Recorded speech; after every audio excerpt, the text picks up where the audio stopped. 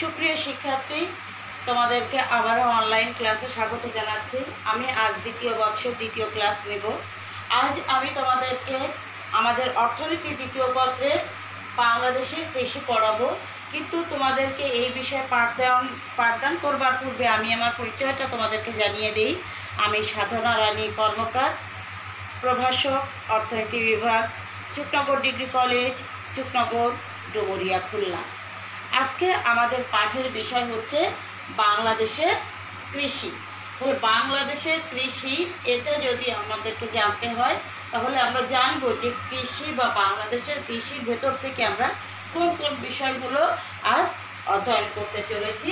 প্রথমে হচ্ছে দেখো কৃষি, তারপর আমরা আলোচনা করব কৃষি কাঠামো, তারপর কৃষির উপখাত, তারপর জিডিপিতে উপখাতের অবদান, তারপর কৃষি খামার ও জোট। আমরা আজ মোটামুটি এই বিষয়গুলো নিয়ে আলোচনা করব। তোমরা একটু মনোযোগ দিবে শোনো। তাহলে আমাদের টপিক যেহেতু বাংলাদেশের কৃষি, তাহলে আমাদের জানা প্রয়োজন যে কৃষি কাকে বলে বা কৃষি কী।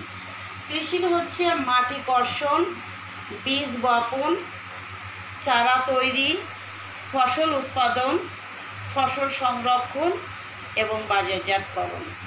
এটি হচ্ছে কৃষির কাজ। কৃষি কথাটি কোথা থেকে এসেছে? কৃষি কথাটি এসেছে ল্যাটিন শব্দ এগার এবং কালচারা থেকে। এই যে এগার এবং এই কালচারা, এগার শব্দের অর্থ হচ্ছে ভূমি আর এই কালচারা শব্দের অর্থ হচ্ছে চাষ। এখান থেকে ইংরেজিতে এসেছে এগ্রিকালচার। এগ্রিকালচার মানে হচ্ছে জমি চাষ। তাহলে কৃষি বলতে কি বুঝি? কৃষি বলতে বুঝি জমি চাষ করে যে ফসল উৎপাদন করা হয় তাকে কৃষি বলে বা তাকে কৃষি বলে। তোমরা নিশ্চয়ই বুঝতে পেরেছো তাহলে কৃষিটা। এবার আমরা দেখব, যেহেতু আলোচনা করছি বাংলাদেশের কৃষি, তাহলে দেখব যে বাংলাদেশের কৃষির পরে যে টপিক কৃষির কাঠামো বা কৃষি ব্যবস্থাটা কেমন। বাংলাদেশের কৃষির প্রথমত হচ্ছে সনাতন চাষ পদ্ধতি। তোমরা এর ইতিপূর্বে জেনে থাকবে বা তোমরা জানো যে সনাতন চাষ পদ্ধতি বলতে প্রাচীন আমলে গরু দিয়ে, লাঙল দিয়ে জমি চাষ করে ফসল উৎপাদন করা হতো, যেটা ছিল সময় সাপেক্ষ এবং ফসল উৎপাদনের পরিমাণও সেখানে কম ছিল। তারপরে আরেকটি বৈশিষ্ট্য হচ্ছে প্রকৃতির উপর নির্ভরশীলতা। কৃষিকাজ যেহেতু বর্ষাকালে বেশি হয়, কারণ কৃষির সাথে পানির একটি সম্পৃক্ততা রয়েছে। কিছু কৃষি পানির উপর নির্ভর করে, পানি না হলে সেই কৃষি ফসলগুলো ভালো উৎপাদন হয় না, ভালো ফসল হয় না। আবার কিছু কৃষি আছে যেখানে বেশি বৃষ্টি বা পানি যদি জমে তাহলে সেই ফসলগুলো নষ্ট হয়ে যায়। এটি হচ্ছে প্রকৃতির উপর নির্ভরশীলতা। যেমন ধান, যদি বর্ষাকালে ভালো বৃষ্টি না হয় তাহলে ধান উৎপাদন ভালো হয় না। আবার শীতকালে যে রবি শস্যগুলো উৎপাদন হয় সেখানে যদি বৃষ্টির পরিমাণটা বেশি হয়ে যায় বা পানির পরিমাণটা বেশি হয়ে যায় সেক্ষেত্রে ফসল নষ্ট হয়ে যেতে পারে। তাহলে যে প্রকৃতির উপর নির্ভরশীলতা, এই প্রকৃতির উপর নির্ভরশীল এই কৃষিটা আমাদেরকে ক্ষতিগ্রস্ত করছে। তারপরে আছে জমি খণ্ডীকরণ। যেহেতু বাংলাদেশ একটি ছোট দেশ, এখানে জনসংখ্যার পরিমাণ অধিক, জনসংখ্যা বৃদ্ধির সাথে সাথে আমাদের জমি খণ্ড খণ্ড আকারে বিচ্ছিন্ন হয়ে যাচ্ছে। তারপর ভূমি বর্গা চাষের পরিমাণ বৃদ্ধি পাচ্ছে, ভূমিহীন কৃষকের পরিমাণ বৃদ্ধি পাচ্ছে। এই হচ্ছে মোটামুটি আমাদের কৃষি কাঠামো। আমরা সংক্ষেপে এটা জানতে পারলাম। এবার আমরা আলোচনা করব কৃষির উপখাত। কৃষি বলতে আমরা একটি সময় বুঝতাম শুধুমাত্র ফসল উৎপাদন, কিন্তু সময়ের পরিবর্তনের সাথে সাথে আরও তিনটি বিষয় সেটি যোগ হয়েছে। সেটি হচ্ছে, প্রথমটি যেমন ছিল ফসল উৎপাদন, তারপর আসছে প্রাণী সম্পদ কৃষির অন্তর্গত হয়েছে, তারপর আছে বনজ সম্পদ কৃষির অন্তর্গত হয়েছে, তারপর হচ্ছে মৎস্য সম্পদ। তাহলে এই যে চারটি বিষয় যখন একত্রিত হয়েছে তখন কৃষির ব্যাপ্তি বেড়েছে, যেটা আমাদের অর্থনীতিকে স্বাবলম্বী করছে, অর্থনীতিকে এগিয়ে নিয়ে যাচ্ছে, জিডিপিতে অবদান রাখছে। এখানে আমরা পার্সেন্টেজ আকারে দেখেছি একটি নির্দিষ্ট বছরে ফসল উৎপাদন করে যদি একটি দেশ 52% আয় করে থাকে, প্রাণী সম্পদে আসছে 11%, বন সম্পদে আসছে 11% এবং মৎস্য সম্পদে আসছে 25%। তাহলে কৃষি আজকে আমাদের অর্থনীতিকে ত্বরান্বিত করার ব্যাপারে অনেকটা সুদূরপ্রসারী ভূমিকা পালন করছে। এই জন্য এই কৃষির উপখাতগুলো মিলেই হচ্ছে আমাদের কৃষির উপখাত। তাহলে আমরা জানতে পারলাম কৃষিতে 4টি উপখাত, একটি হচ্ছে ফসল, একটি হচ্ছে প্রাণী বা মৎস্য সম্পদ, প্রাণী সম্পদ, আর একটি হচ্ছে বনজ সম্পদ, আর একটি হচ্ছে মৎস্য সম্পদ। এবার আমরা দেখব জিডিপিতে উপখাতের অবদান, অর্থাৎ কৃষির উপখাতের অবদান। আমরা একটু আগেই আলোচনা করেছি যে জিডিপিতে এই যে অবদানটা রাখছে, এই অবদানটাই রাখছে হচ্ছে এই কৃষির উপখাত। এখানে আমরা দেখতে পাচ্ছি কৃষির যে উপখাতটা নিয়ে আলোচনা করছি, ফসল, প্রাণী, বনজ, মৎস্য, এইগুলি মিলেই হচ্ছে আমাদের অর্থনীতিতে যে অবদানটা রাখছে। তোমরা জানো না হয়তো বা জিডিপি কি, এই শব্দটি তোমাদের কাছে নতুন লাগতে পারে। এই জিডিপি বা জিএনপি এই বিষয়গুলো নিয়ে আমরা পরবর্তীতে ক্লাস করব, কিন্তু যেহেতু আজকের ক্লাসের ভিতরেই এইরকম একটি শব্দ আছে, তো আমি সংক্ষেপে তোমাদেরকে বলছি। জিডিপি হচ্ছে গ্রস ডোমেস্টিক প্রোডাক্ট, অর্থাৎ একটি দেশের আভ্যন্তরীণ উৎপাদন। তাহলে আভ্যন্তরীণ উৎপাদনটা কি? আভ্যন্তরীণ উৎপাদন হচ্ছে একটি দেশে একটি নির্দিষ্ট সময়ে, সাধারণত একটি বছরে দেশের যেসব প্রাকৃতিক সম্পদ আছে, জনবল আছে, প্রযুক্তিগত অবস্থান আছে, সব কিছু মিলে যে পরিমাণ দ্রব্য এর সেবা সামগ্রী উৎপাদন হয় তার পরিমাণকে জিডিপি বা গ্রস ডোমেস্টিক প্রোডাক্ট বলে। তাহলে আশা করি যে এটুকু তোমরা বুঝতে পেরেছো। তাহলে একটি দেশের অর্থনীতিতে এই যে কৃষির 4টি উপখাত, এই উপখাতের অবদানটা কি তোমরা এখানে দেখেছো। আমরা একটু ডায়াগ্রামে দেখব। আমরা একটি বছরের ডায়াগ্রাম দেখছি।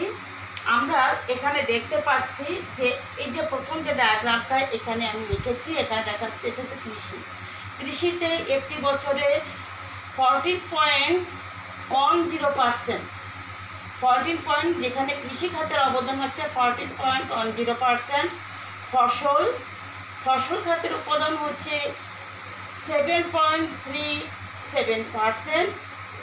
এখানে আমি অ্যারো দিয়ে দিয়েছি প্রাণী খাতের অবদান হচ্ছে 1.54%।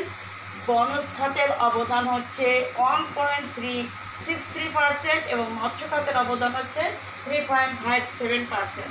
তাহলে আমরা দেখতে পাচ্ছি জিডিপিতে কৃষির অবদান ডায়াগ্রামের আকারে যদি আমরা দেখাই, তাহলে এই টোটালটা করলে এই টোটালটাই হচ্ছে আমাদের জিডিপিতে একটি বড় ভূমিকা রাখছে অর্থনৈতিক ডেভেলপমেন্টের ক্ষেত্রে।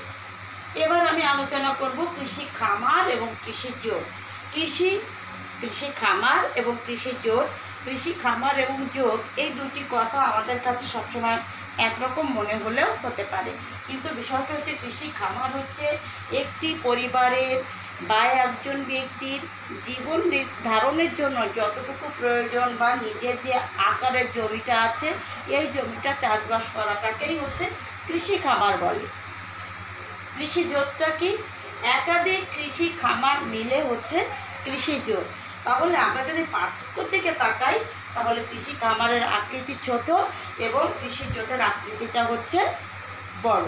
তাহলে আমরা এ পর্যন্ত আলোচনা দিয়ে মোটামুটি এটুকু বুঝতে পারলাম যে কৃষি কি, কৃষির কাঠামো কি, কৃষির উপখাত কি, জিডিপিতে কৃষির উপখাতের অবদান কি, কৃষি খামার কি ও কৃষি জোট কি। এবার এখান থেকে তোমাদেরকে একটু বইয়ের সংস্পর্শে এসে বিষয়টি বুঝতে হবে। আর যদি তোমাদের এখান থেকে কিছু না বোঝার থাকে, সরাসরি আমাকে প্রশ্ন করলে আমি তার অ্যান্সার দেওয়ার চেষ্টা করব। আমরা এটুকু মুছে ফেলব।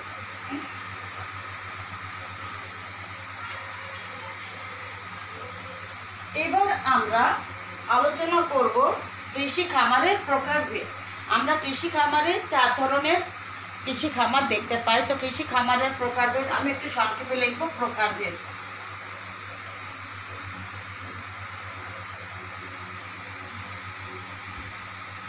এখানে আমরা 4 ধরনের প্রকার দেখতে পাবো। 4 ধরনের ভিতরে উদ্দেশ্যের ভিত্তিতে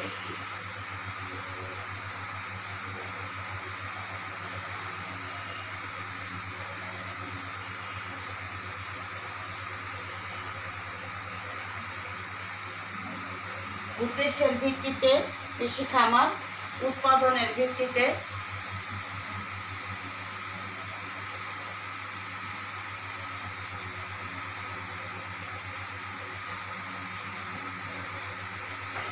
আয়তনের ভিত্তিতে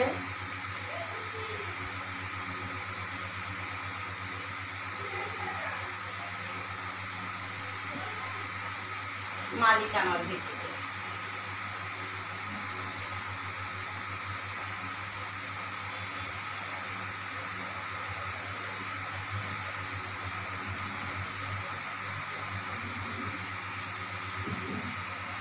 তাহলে আমরা প্রথমত দেখতে পাচ্ছি যে কৃষি খামারের যে প্রকারভেদ, সেই প্রকারভেদ হচ্ছে 4 প্রকার। একটি হচ্ছে উদ্দেশ্যের ভিত্তিতে, তাহলে উদ্দেশ্যের ভিত্তিতে কৃষি খামার হচ্ছে 2 প্রকার। একটি হচ্ছে জীবন নির্বাহী খামার আর একটি হচ্ছে বাণিজ্যিক খামার। উদ্দেশ্যের ভিত্তিতে খামার এটি হচ্ছে 2 প্রকার। আমি সংক্ষেপে দেবাদেরকে একটু দেখিয়ে দিচ্ছি। উদ্দেশ্যের ভিত্তিতে খামার হচ্ছে 2 প্রকার, একটি হচ্ছে জীবন নির্বাহী খামার আর একটি হচ্ছে বাণিজ্যিক খামার।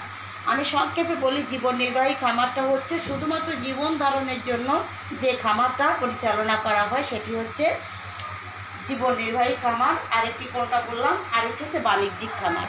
তার মানে জীবন নির্বাহ করা ছাড়াও বাণিজ্যিক উদ্দেশ্যে যে খামারটি পরিচালিত হয় সেটি হচ্ছে বাণিজ্যিক খামার। এবার আমরা আসি উৎপাদনের ভিত্তিতে খামার।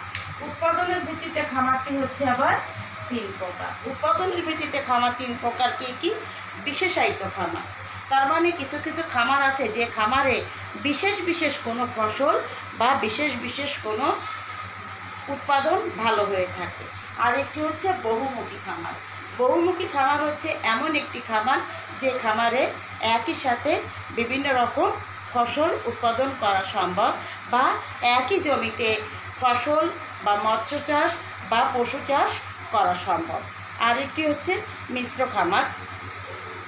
মিশ্র খামারটা হলো একই সাথে একই জমিতে 2 রকম বা 3 রকমের কাজ করা সম্ভব। আর একটি হচ্ছে আয়তনের ভিত্তিতে। আয়তনের ভিত্তিতেও খামার হচ্ছে 2 প্রকার। আয়তনের ভিত্তিতে খামারের 2 প্রকার। সেখানে কি দেখাচ্ছে যে আয়তনের ভিত্তিতে খামার যখন 2 প্রকার, একটা হচ্ছে ক্ষুদ্র আয়তন আর একটি হচ্ছে বৃহৎ আয়তন। আমরা দেখতেছি আমাদের দেশে জনসংখ্যা বৃদ্ধির সাথে সাথে খামারগুলো ক্ষুদ্র ক্ষুদ্র আকারে বিভক্ত হয়ে যাচ্ছে, সেখানে উৎপাদনে বিভিন্ন সমস্যা দেখা দেয়। আবার বৃহৎ আয়তন খামার উৎপাদনের ব্যাপকতা সেখানে অনেক বেশি, অর্থনৈতিক উন্নতি সেখানে বেশি হয়ে থাকে। সুতরাং আয়তনের ভিত্তিতে খামারকে আমরা কয়ভাবে ভাগ করতে পারি? 2 ভাগে। একটি হচ্ছে ক্ষুদ্র আয়তন খামার আর একটি হচ্ছে বৃহৎ আয়তন খামার। এবার আমরা সর্বশেষ আলোচনা করব মালিকানার ভিত্তিতে খামার। মালিকানার ভিত্তিতে খামারটি হচ্ছে 3 প্রকার। একটি হচ্ছে ব্যক্তি মালিকানাধীন খামার, তার মানে যে খামারটা শুধুমাত্র একজন ব্যক্তির আন্ডারে আছে বা একজন ব্যক্তি কর্তৃক পরিচালিত। আরেকটি হচ্ছে সমবায় খামার। সমবায় খামারটি হচ্ছে একাধিক ব্যক্তি বা প্রতিষ্ঠান মিলে যে খামারটি পরিচালনা করে থাকে। আরেকটি হচ্ছে যৌথ খামার। যৌথ খামারটা কি? যৌথ খামারে কোনো একক ব্যক্তি বা 1-2 জন ব্যক্তি মালিক থাকে না, এখানে অসংখ্য মালিক থাকে, এখানে রাষ্ট্রপক্ষ জড়িত থাকতে পারে। তাহলে আমরা প্রকারভেদটা যেটা দেখলাম, আমি আরেকবার রিপিট করে দিই। উদ্দেশ্যের ভিত্তিতে খামার, উৎপাদনের ভিত্তিতে খামার, আয়তনের ভিত্তিতে খামার, মালিকানার ভিত্তিতে খামার। উদ্দেশ্যের ভিত্তিতে খামার কয় প্রকার? 2 প্রকার। উৎপাদনের ভিত্তিতে 3 প্রকার, আয়তনের ভিত্তিতে 2 প্রকার এবং মালিকানার ভিত্তিতে হচ্ছে 3 প্রকার। তাহলে আমরা আজকের আলোচনায় বা বাংলাদেশের কৃষি এই যে আলোচনাগুলো করলাম, এই আলোচনার যে বিষয়গুলো তোমাদেরকে জানালাম, তোমরা সেই বিষয়গুলো নিয়ে বাসায় আলোচনা করবে। বাসায় বিভিন্ন রাইটারের বই আছে, সেগুলো রেফারেন্স হিসাবে নিয়ে সেগুলো তোমরা দেখবে। পরবর্তীতে কৃষির উপর তোমাদের আরও 2টি ক্লাস আমি নেব। তো আজকের মতো তোমাদের কাছ থেকে বিদায় নিয়ে নিচ্ছি। এই করোনাকালীন সময়ে তোমরা ঘরে থাকবে, সাবধানে থাকবে, স্বাস্থ্যবিধি মেনে চলবে। সবাইকে আগামী ক্লাসে আবারও আহ্বান জানিয়ে ধন্যবাদ জানাচ্ছি। আগামীতে আবারও দেখা হবে। ধন্যবাদ সবাইকে।